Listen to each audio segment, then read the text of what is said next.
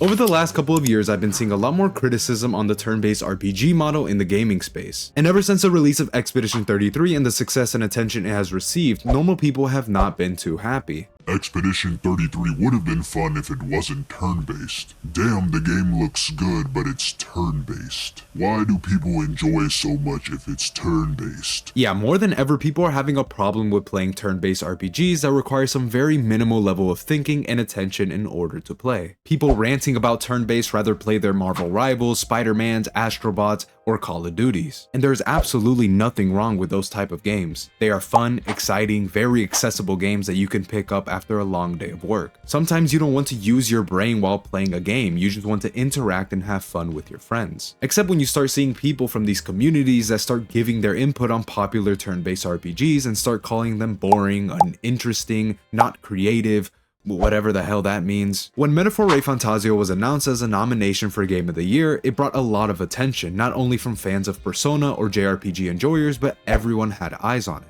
But you quickly started seeing these discussions online on how turn-based games shouldn't even be considered because it's lazy, unappealing, or an old style of gaming. Which on that last note, it technically is true. Turn-based role-playing games have been around since the inception of gaming. Ancient games like Colossal Cave Adventure, Zork, Final Fantasy I, Pokemon Red and Blue, and many others that not only put the genre of turn-based on the map, but helped gaming in general. And as the years have gone by, the main trend for games have experienced some shifts like moving to 3D environments, and then things like open world was a huge thing for a short time, and eventually gaming has really become big enough for many different genres to coexist at the same time without having some big train of hype or attention to make the game successful. But nowadays we're living in an apocalyptic world where TikTok has completely fried the attention span of most individuals under the age of 25, and we're seeing the effects of such in every single medium. We see this reflected in online content creation, certain shows, movies and animes, and yes, even in video games now. Companies have realized the shift in dopaminergic content and have developed media and games to become more gratifying or rewarding for incentive purposes. The same way I make edits on this video because people don't want to see a person talking for an extended period of time without seeing some sort of visuals. Or the same way Instagram and TikTok reward short form videos with higher retention rates, so people put Subway Surfers or a GTA 5 car falling from the sky in order for people to fully watch a 20-second Joe Rogan clip.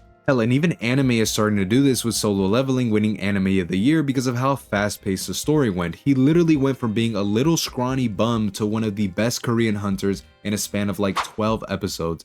Not to hate on Solo Leveling, but that's really fast. And turn-based games have also started to realize this. A good example is with the Final Fantasy series. Historically, Final Fantasy has always consisted of turn-based games, dropping legendary titles throughout the years like Final Fantasy VII, Final Fantasy VIII, and Final Fantasy X, becoming cult classics to many even today. Some people regard Final Fantasy X to be the last true turn-based Final Fantasy game, as ever since the release of Final Fantasy XI and upwards, it has shifted to a real-time combat system. Many original fans who were first touched by the original turn-based titles have criticized the more recent Final Fantasies for abandoning its earlier form of combat. Final Fantasy XV was really the biggest source of this problem for those who complained. Of course, I believe the combat system in games like Final Fantasy XV, 7 Remake, 7 Rebirth, and even 16 have all adopted a more well-rounded experience that more players can be more content with. And like I've said since the release of 15, Final Fantasy has become a lot more mainstream, and of course the Final Fantasy VII Remake was just a huge hit. I mean, that game was absolutely beautiful. But with that being said, there has been a huge shift with gaming studios having to prioritize for a faster paced, visually more appealing, lesser thinking environment. It's a truth that has become more apparent throughout the years, but with the release of Expedition 33, people are wondering why it sold so many copies. As of the recording of this video, it sold 3.3 million copies in a span of a couple months, and also critics are very much praising the game. And I can comfortably say that I believe the game has landed itself a Game of the Year nomination. I'm telling you, the game is really good. But it's turn-based. Ugh, that's disgusting. A turn-based game in 2025? What?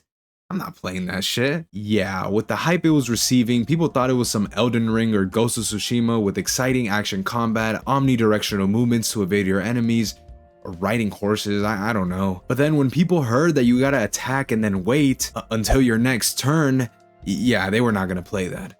That's like doing a school project, but instead of doing a PowerPoint, you just write an essay. That's like watching an Andrew Tate clip about fighting the Matrix, but there's no Subway Surfers clip in the bottom to stimulate your brain. That's like eating dinner, but my dad tells me I can't watch YouTube. Yeah, these are legitimately the comments I see on Twitter. Sometimes I think it's satirical, but then I see some clip of them try-harding in Call of Duty, and it just starts to make sense. Now, by the way, I'm not hating on Call of Duty. I grew up with Modern Warfare 3, Black Ops 1, Black Ops 2, and I also grew up with Final Fantasy 13 and Persona. I love all games. I'm specifically targeting people who blindly hate turn-based games because of the lack of interacting or stimulation you can get unlike a Spider-Man, God of War, or Fortnite where dopamine is everywhere. And I believe that people are entitled to different genres of games. It's a blessing that gaming has become such a huge thing that there are so many different kinds of games people can fall in love with. Sometimes you don't want to just play a turn-based game and have to think about a battle formation and what kind of spells or abilities you should allocate to each player, but sit back, relax, pass the time playing a fun, exciting game while watching some YouTube in the background, and life can't get better than that. And even then, it's not all about stimulation because you have a TikTok brain. The same way people don't like Indian food or don't like going to the beach, the reason some people may not like turn-based games is due to what they seek in a video game. It's for people who like more of the challenge of planning out and executing moves instead of having quick reactions. If you've ever played a tabletop RPG, that is the same mindset one wants to have when playing a turn-based. People at the end of the day are entertained in different ways. It doesn't have to always be because they lack the attention span, although I do believe that is still the case for many people. And for people that are saying turn-based games are back, finally turn-based games are getting recognition. Turn-based games have always been here. Baldur's Gate 3 won Game of the Year in 2023. Metaphor was nominated for Game of the Year in 2024, and we've had some sprinkles here and there, but there's definitely no denying that Expedition 33 was definitely a big ignition to the genre. I think that's why the shift for real-time combat in RPGs is the best of both worlds, and why we've seen that Final Fantasy has truly embraced this style for their games. There's action while having to somewhat plan out some strategy. This is why the Final Fantasy VII Remake was loved by many, not only from the JRPG world, because it completely reimagined the playstyle. I don't recommend other gaming IPs like Baldur's Gate or Expedition 33 to do the same, as there's such an in-depth system within these games that changing it to a real-time combat system can ruin a lot of what makes the game special. So now let's get to the comments that I found on Twitter. Unfortunately, turn-based games should never be nominated for Game of the Year. Why would something that took a fraction of the time to make rather than some actual AAA game with an engaging story and combat win? It's like if Balatro won Game of the Year. Balatro just took a stray for no reason. So yeah, I guess turn-based games don't really take that long to make. It takes like a month. 3 weeks if they're drinking Red Bull every day. And also, turn-based games can be AAA. Baldur's Gate 3, Metaphor, Pokemon Scarlet and Violet, even though that game was made by a group of kindergartners. But yeah, I don't know what this guy's on. Turn-based games must have taken his entire family away. God bless his soul. I played halfway through Expedition 33 and I really love the world, story, and characters. I just really can't get through the turn-based aspect. It's so boring. I'm gonna try finishing it though. I'm convinced that Twitter was solely made just to rage bait me. Y'all need to provide reasonings. You can't just call it boring. But unlike the last comment we looked at, this one seems a lot more sincere. And you can tell that they genuinely care about the surrounding aspects of the game, just not the main interactive part, which is the combat. But as I said earlier, turn-based games are not for everyone. As much as it pains me to see people calling the gameplay boring, I can't hate on it. The same way I don't like shrimp, I bet there's some people who hate me for that. Maybe. Turn-based games would have been cool if it was more action-packed. What does this even mean?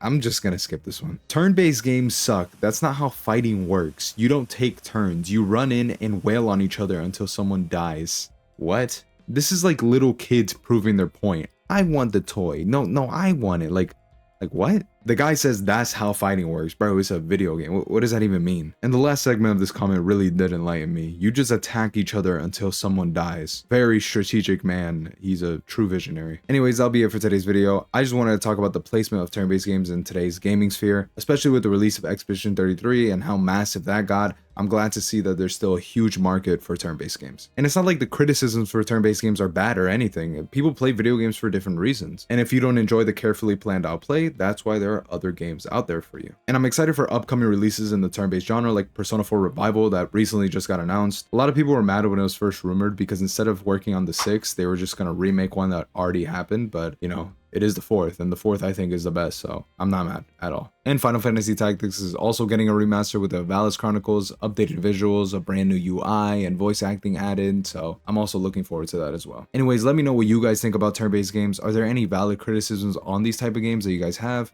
I would love to hear them. And please subscribe if you guys made it through until this point. I appreciate you guys watching. I spend a lot of time on these videos, so it would mean a lot if you guys could help me out. And just for people who want to stay here a little longer, have you guys heard of the Trump mobile phone? What is that? Are they running out of things to do? It makes absolutely no sense. I mean, I guess it costs $500, so it's not like they're scamming you, but like it just seems like such a stupid idea.